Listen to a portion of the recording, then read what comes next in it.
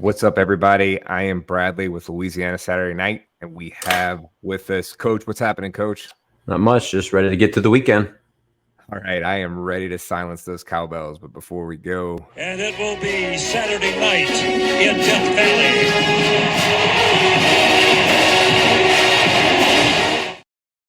all right, an intro gets me every time. But one thing that I cannot stand, and I'm going on a little bit of rant here, are those goddamn cowbells in that stadium. It is like It's a the most very high aggravating school in the thing. world. It's a so very high school thing. And look, I've been to Mississippi State, okay, for a game when I was back in the Golden Band from Tigerland. That stadium is a dump. And I'm it's sure in the middle. they've had some upgrades, They've right? had some I feel like they renovations. They've had upgraded some their renovations, facilities. but it's a dump, okay? And it's in the middle of nowhere. It You is know in the what middle. your entertainment is going to Mississippi State, okay? It's like stopping at a Greasy Spoon. I didn't know what a Greasy Spoon was until I was going to Mississippi State for a away game. It's like a conglomeration of gas station chain, like fast food places. It's trash. It's not what you want to find yourself eating. No, not at all. So playing Mississippi State, I mean, it's not like I don't like hate Mississippi State. The only thing I hate about Mississippi State are the damn cowbells. Because it's illegal and it's just annoying. I don't know why anybody wants to be ringing the cowbell when in the stadium anyway. I've always laughed at that. Like, what they're going to control 80,000 people? They're going to throw a flag? Like, I don't get that. Yeah, I'm with you. It is very high school though. Like every high school stadium I've ever been to, I feel like that's like it's ringing constantly. So, all right. So in the week lead after Grambling State, okay, we've had Brian Kelly come to the podium, say, "Hey, we moved him back outside. We need to get him playing fast."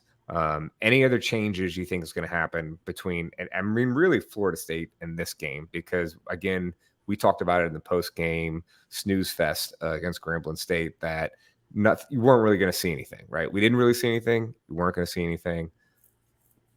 What changes do you think are getting ready to happen here for LSU versus Mississippi State? Well, the intensity is going to ramp up, because I don't care what you say. It was always the biggest sell, right? Hey, you need to go out there and be you, and you're playing Grambling. Like, it's just hard to get up for those games, So now we get to see, is it a fake intensity? Are we pissed off kind of intensity? Are we, what's the mindset? Are we, have we reset everything and built it back up? So it'll be interesting to see how we start. In my opinion, we get a fast start on both sides of the football and come out with this just sort of pissed off mentality. As if I was a coach, what I'd be sort of building up to, like, hey, you bought in, you were wrong. Now it's 2 weeks later. Let's no more pressure. Let's just go out and be who we thought we were.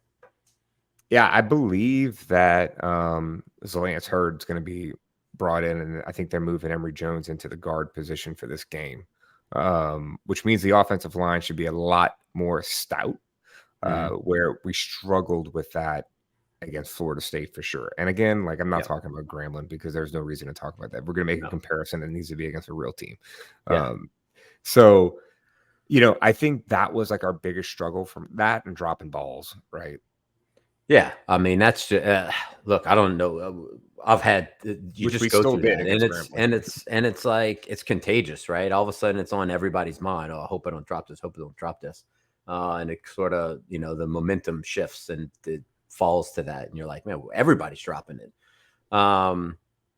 You can't do anything about that, right? That's a mindset thing. I mean, they've all caught 1,000 footballs, right? It's not like they can't. You mean the summer of 10,000 throws didn't?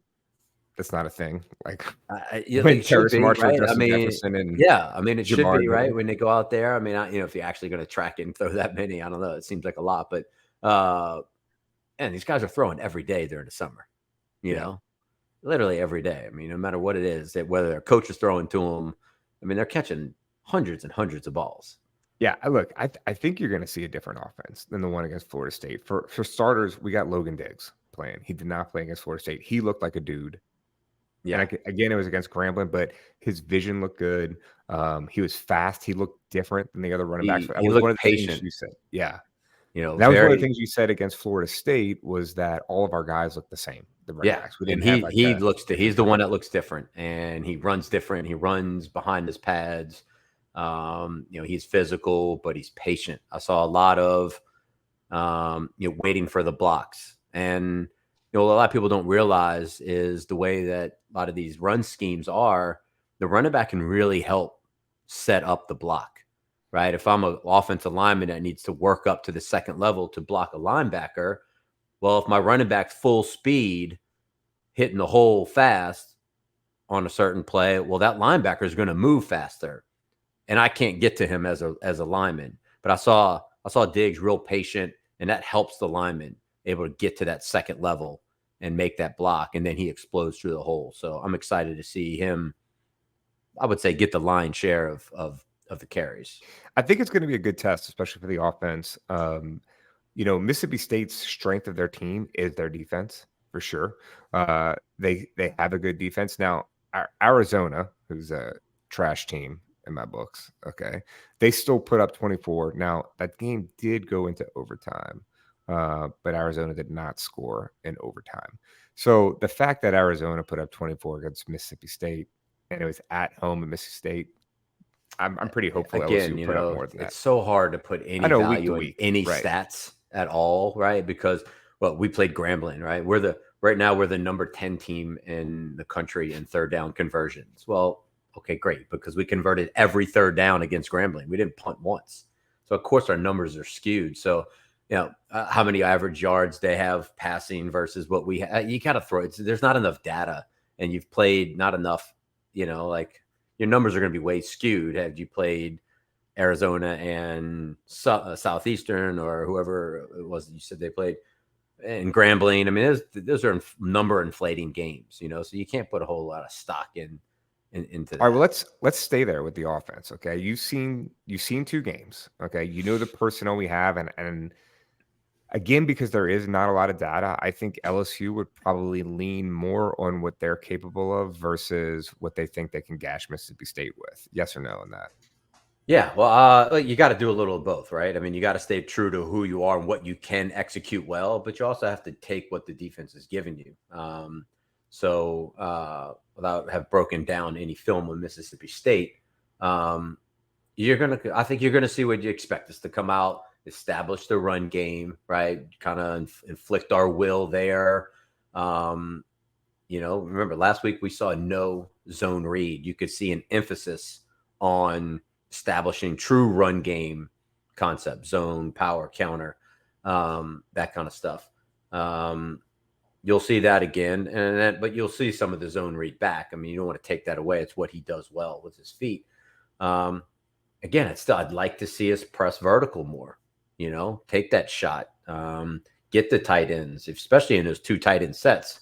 Man, if you can get both of those guys vertical, I mean, that's tough. So we'll see. I think it was so vanilla last week. I think you'll see a big difference from Florida State offense versus Florida State offense or the offense we had against Florida State looked exactly like the very end of last year. Yeah, I'm with you. And they looked like Florida State was just ready for that. Yeah. So interesting stat. And I mean, again, stats are skewed, right? But it shows that our defensive line is one of the best defensive lines in the country through 2 games, which is kind of crazy if you look at hurries. But to me, I know hurries affect the game, but we got 1 sack against Grambling, none, I believe, against Florida State. The Florida State one's concerning, right? Because that's good on good, right? Grambling one's not concerning to me because Grambling State probably knows going into that game, we can't sit back here all day and really read the field and push it vertical. So their game plan is probably quick game. I mean, I don't care. You can go unblocked, and if I catch the ball, take 3 steps and the ball's out, you can't get to me no matter what. So I wouldn't put again too much stock in the fact that we had 0 sacks against them. If you remember, they did a lot of sprint out, which is, hey, we're going to catch the ball, roll out right away. So you're running away from the rush. It's hard to get sacks in those scenarios. And Grambling knows that, right? They're no dummies. They got good coaches too. A lot of them from Louisiana. I recognize a lot of guys. Their offensive coordinator, Hull, he was head coach at Warren Easton for a while. Valdez was on that staff. So those guys know LSU, all that. They're no dummies. Let's get the ball out. Let's not even give the defensive line a chance. So you can't put too much stock in the fact that we got 0 sacks against that. So Yeah, I think I'm you'll with see you it dialed up this week, right? I think you saw a little bit more. I would be shocked to see Harold Perkins inside at all anymore the rest of the year. Like just call it what it is, right? That's not his game. I thought that was interesting because they talked about moving him to inside linebacker for draft purposes, right? Like to help develop him. I'm fairly certain because I did a quick deep dive into this over the week, is that outside linebackers get paid more anyway, especially if you're a rushing specialist. Right.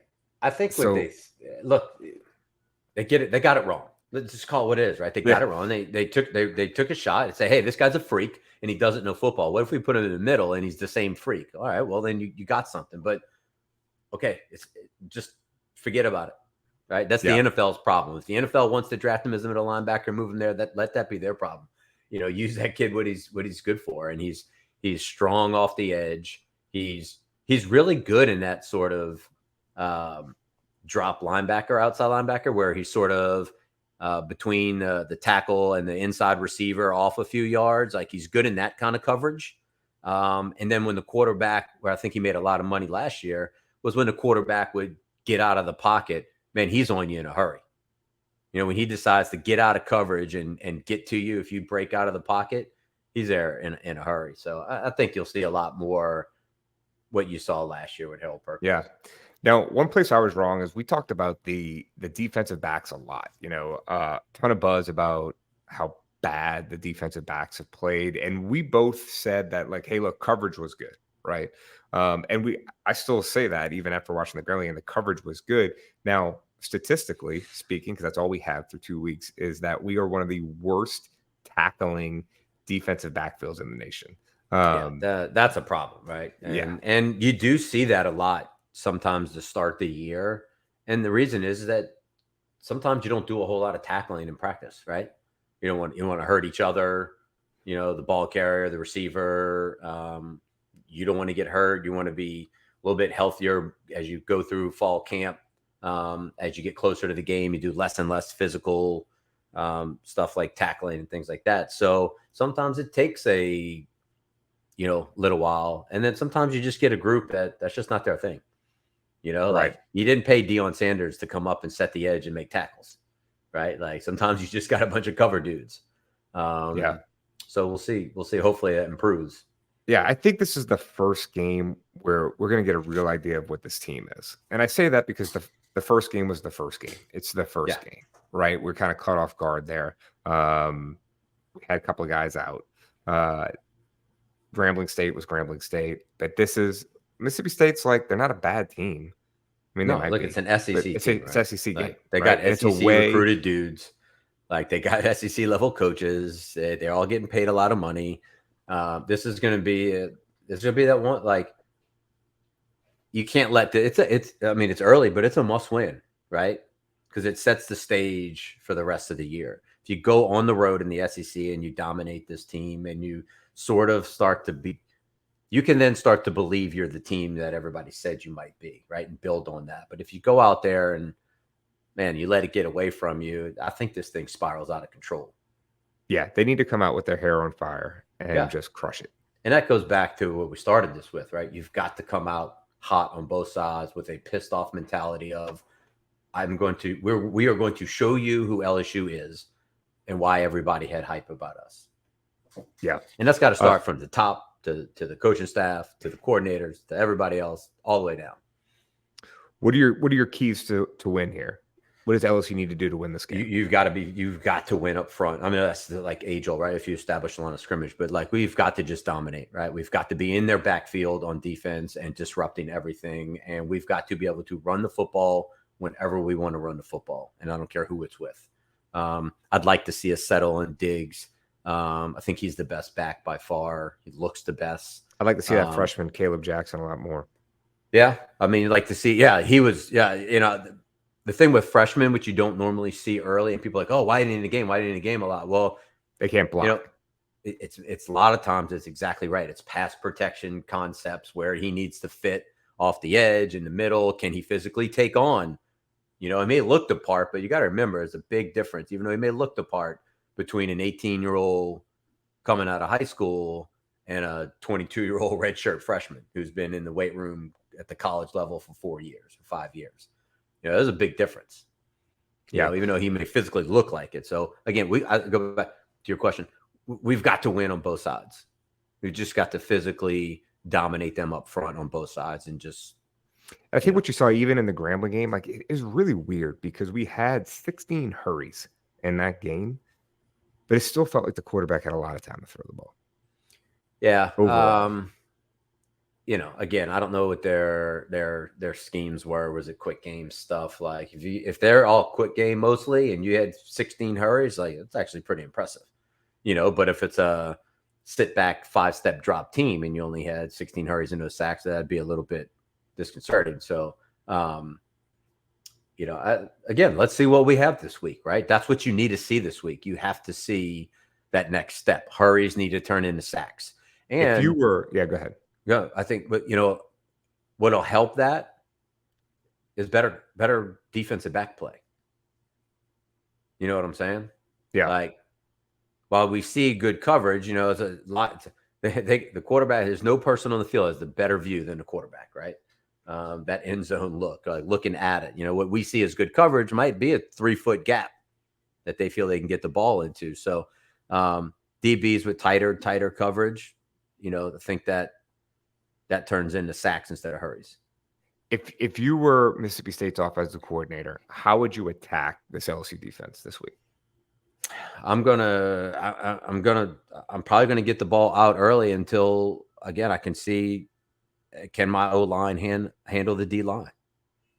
If we feel as the game goes on and we're not getting any pressure, I think you'll start to see more vertical shots from them. Again, they got the same stuff, right? They want to be able to run the football. But if I'm calling, I need to find where Perkins is. I need to make sure he's accounted for, right? I need to have schemes that are going to, God, we're so fortunate at LSU, right? Who are you going to double team up front? It's like, hey, pick Mason. Okay, well, somebody else is going to. Or the All-American, Mackay. Yeah, like so when I was office coordinator at Destrehan, we actually coached against Mason Smith and 38. I'm thinking of his name from St. James. I can't think of his name right now. He's the other defensive end right now. Pull the roster up. You look it up. Yeah, where's our stat department? Anyway, go ahead. Those guys were scary, right? We had to find out where they were on every single snap, and they're the same way at this level. Like, I think you'll see some heavier sets so that you can stay with those double teams, right? The more tight ends, Savion Jones. Yeah, Savion Jones. These guys are freaks in high school. But I think if you're Mississippi State, you want some multiple tight end sets, fullback in the game if they use one. What that allows you to do is we're going to put an extra guy in the box, but that extra guy is an outside linebacker or a strong safety rolled down, right? That allows your interior lineman to stay on the double teams a lot longer because you got extra tight ends to handle those perimeter, guys. So I think that's the key, right? If our defensive line can handle that, then Mississippi State, they're not gonna be able to sit back there and sort of have all day to do what they want. I honestly think this is where the game comes down to is their offense versus our defense, particularly their vertical passing. That's pretty game. enlightening. Their offense against our defense. That's pretty good. Well, what I mean is that I think our offense is going to score points. I don't think our offense is going to struggle in this game. Right. They figured out a lot of things. We got our running backs in place. We made some switches on the line. I do not think the LSU offense is going to struggle to score points. And so can we hold them? Yeah. If it turns into a shootout, we're in trouble. Or it's going to be, you'd say, or it's going to get out of hand and it'll turn into Florida State again. Yeah. If you go there, score in your first couple of drives, stop them, go into halftime with a 2-3 touchdown lead. That's probably it. Yeah. Yeah, I'm with you on that. Look, LSU's a 9.5-point favorite according to DraftKings. Shout out to DraftKings. Yeah. Did lose $200 over the last weekend.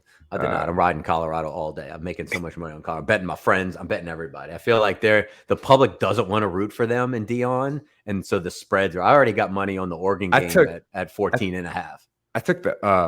I took Colorado the points and the Yeah. over last weekend for a two prop parlay. Okay. And Nebraska killed me because they couldn't convert a single third down in the red zone. Yeah. You're a sucker. Absolutely. You're a sucker for those parlays, boosted odds and like, hey, 400 people have bet on this 6-game parlay. Why don't you bet on it? Oh yeah, why not? I don't know anything. I don't know anything about any of these games, but yeah, that killed me in the NFL over the weekend too. Yeah. Yeah, totally. So yeah. LSU covers the spread or what? 9.5 points. I want to say yes, but until I know what this team is, like I inherently don't bet on teams I root for because it's just like added, either extra pissed off, because then when you win and don't cover, like you're still mad. So I'd rather just enjoy the LSU win. Yeah, I mean, yes. Do I think we're that much better than them? Yeah, I think we're 2 touchdowns better than them. But we're going to have to go out there and prove it before I'm willing to put any money on the line for it. Speaking of our favorite other team, this might end up turning into a Colorado Deion Sanders podcast. Okay. Yeah, so right. the number 18 right now, they play Colorado State this weekend, followed by Oregon. Yes. Okay. Will they be a top 10 team when they play Oregon? They beat those 2 teams, yes. The media, they'll be, if not, they're knocking right on the door. You might need another loss or 2 in the top 10 for some people to fall out, but you win this game, they probably don't move up much, but you beat Oregon. Depends on how you beat them. You beat them pretty good. I mean, they're going to be sniffing that 12, 9, 10, 11, 12 area. Yeah. And all right, who's deserving? Who's your player of the LSU game? Which LSU players can stand out this weekend? It's got to me, it's Diggs. Like he's going to stay. I think he's, as long as they give him the touches, because he's the guy that can do pass protection. He can be good out of the backfield. He can be an every down back. And over under 100 yards. I'm gonna say over. Yeah. I think that's probably their goal this week as an O-line. I think this is going to be a Brian Kelly game. Tight ends, offensive line. Yeah, jam it down their throat. Yeah, just go and reestablish your identity. From top to bottom. This is who we are. We can throw it on you when we need to, but man, we're gonna run it on you when we're gonna run it and you're supposed to run it. Anything else you want to add? No. I think that's it. Let's just sit back and enjoy it. It's an early game. God, I hate early games, right? I mean, the good thing is that like by like 3:00 I'm done, right? I'm either pissed off till the Saints kick off or I'm in a good mood. But you ever notice how many shit shades of red there are in the SEC? Like Mississippi State, like is that brown or like? Speaking of, hold on, not to get off that. Florida's bringing back those alligator? Oh God, those are the worst uniforms I've ever seen. They're so bad. They're bringing them back this week, and God, are those bad? Those are easily the worst uniforms. But look, you got Mississippi State, Texas A&M, both have like a shit color red, right? And then you got Alabama's kind of like muted. I mean, it's crimson, but it's like muted looking. I don't know. It's just terrible. Like we could beef up this color palette a little bit. Well, like between Florida's bad alligator ones and who else is terrible? I know there's more history at Grambling than anything else, but Grambling's uniforms are awful. I'm sorry. Like those are just bad. Like I don't know who's in that design department, but no, it's not like Southern's got good uniforms. Southern does. Southern does. ULL does. Northwestern State. Yeah. Louisiana Tech's got fire uniforms. Grambling dropped the ball. Yeah, big time. So, all right. Well, that's a wrap here for Louisiana Saturday night. We'll see you guys Saturday afternoon. So start early and early. All right, for Coach and me, we're signing off. Go Tigers. Later.